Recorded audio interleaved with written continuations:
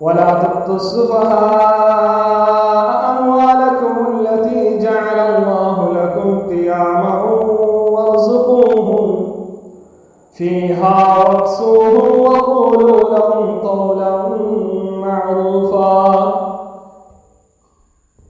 وابتلوا اليتامى حتى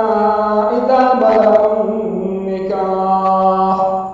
فإن آنستم منهم رشدا فادفعوا إليهم أموالهم ولا تأكلوها إسرافا وبدارا أن يكبروا ومن كان غنيا فليستعفف ومن كان فقيرا فليأكل بالمعروف